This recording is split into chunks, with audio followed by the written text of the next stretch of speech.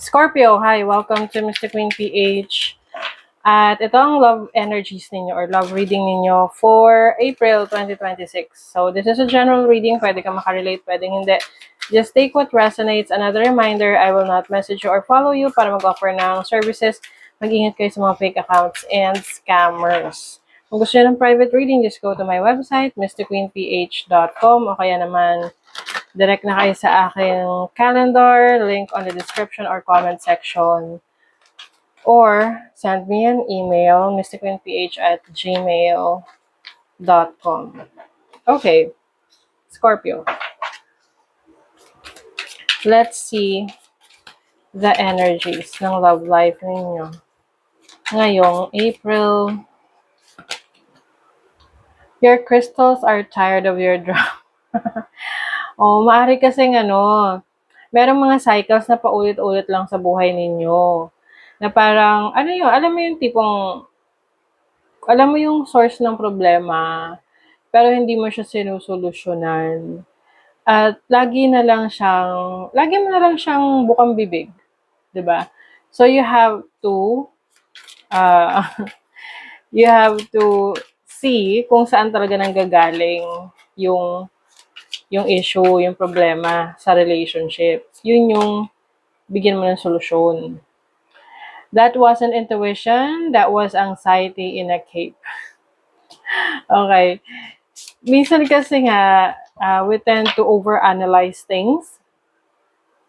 Tapos instead na nakukuha natin yung message ng ating higher self, nangunguna yung anxiety mo about, making a decision or taking an action na yung action na yon is alam mo namang hindi makakabuti para sa'yo.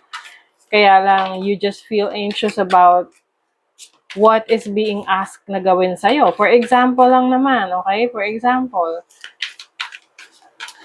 you are in a toxic situation, toxic relationship, and alam mo naman na cycle na lang yung paulit-ulit na lang kayo ng ganong issue at problema.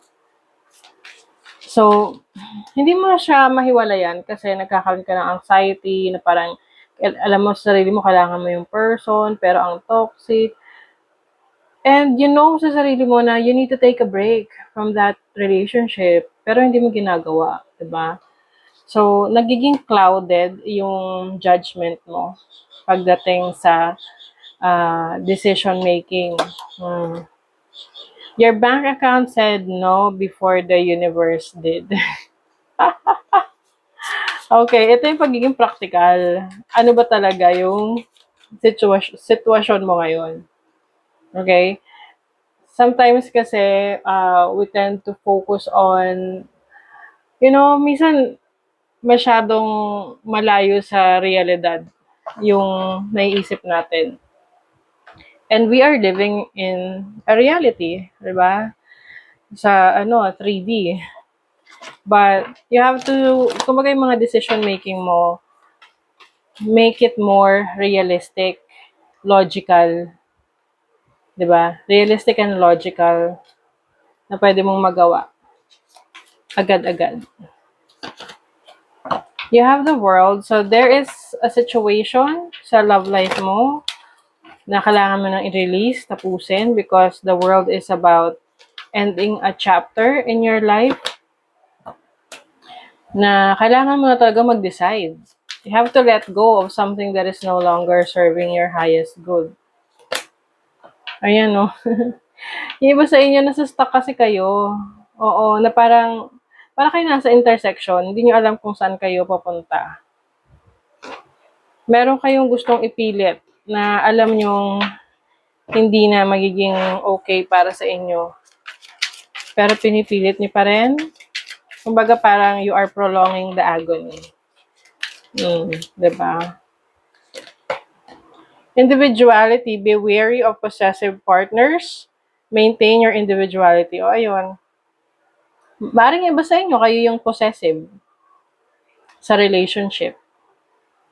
Or you are dealing with someone na very possessive na parang feeling mo ang romantic kasi sobrang seloso ng person ko. Oh, pero actually, toxic na yun. 'Di ba? Today, celebrate the love you share with those who matter most.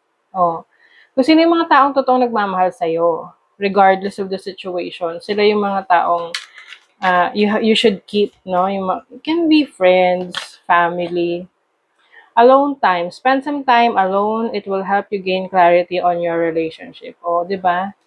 Kailangan mo ng alone time. Yung walang distraction. Punta ka sa mga lugar na kung saan walang makakagulo ng isip mo. Magbakasyon ka, take a break para makapag-decide ka ng best para sa sarili mo.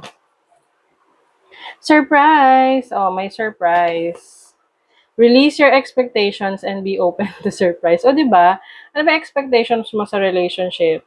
Sa person mo? O, kung ikaw na may single, ano expectations mo? I-release mo yon.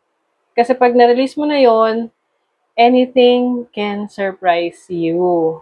'Di ba? Oh. So that is your reading, Scorpio. Thank you so much. See you again.